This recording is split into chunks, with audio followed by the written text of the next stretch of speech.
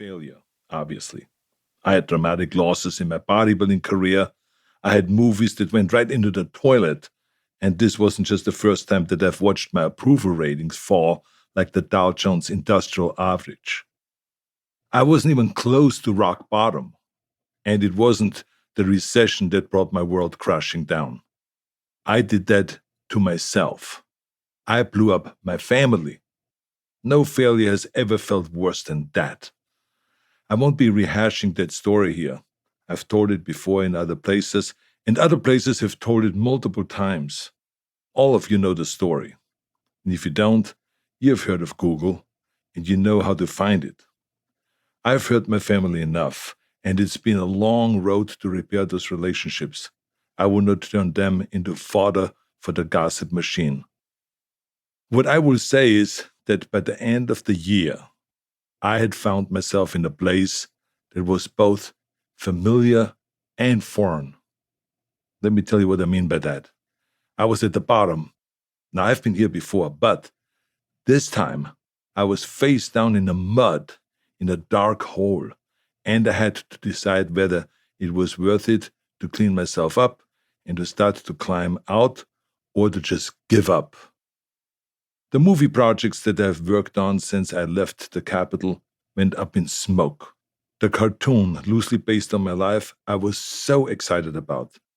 Bye-bye. The media wrote me off. My story would be over after 3 acts. Bodybuilding, actor, governor. Everybody loves a story that ends in tragedy, especially when it is the mighty who have fallen.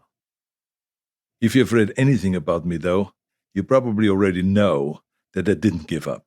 In fact, I relish the challenge of having to climb back up.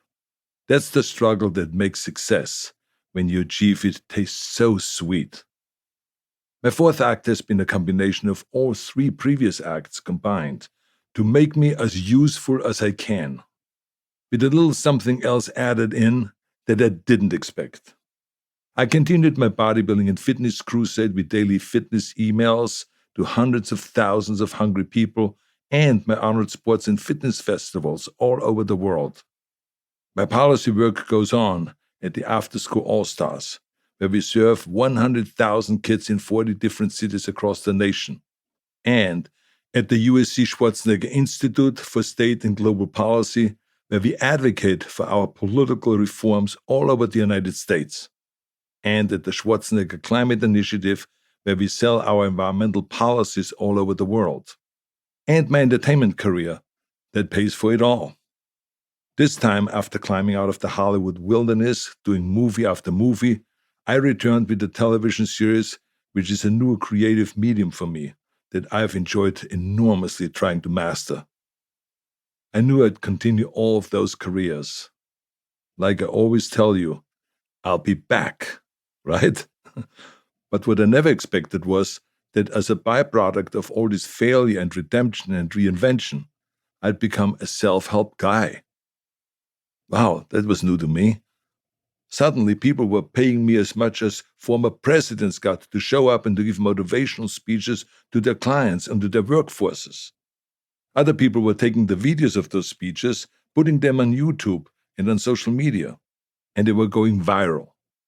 Then my own social media channels started to grow, because anytime I used them to share my wisdom about urgent matters of the day, or to offer a calm voice amid the chaos, those videos went even more viral. People really seemed to benefit from learning from me, the same way I benefited early in my career from reading about and meeting my idols, many of whom you will hear about in this book. So I leaned into that, and I started to spread more and more positivity into the world. And the more I spoke, the more people came up to me in the gym to tell me that I'd gotten them through that dark time. Cancer survivors, people who had lost their jobs, people transitioning into the next phase of their career. I heard from men and women, boys and girls, high school kids and retirees, rich people, poor people, every color, creed, and orientation in the rainbow of humanity. It was fantastic. It was so surprising. I wasn't sure why this has happened, so I did what I always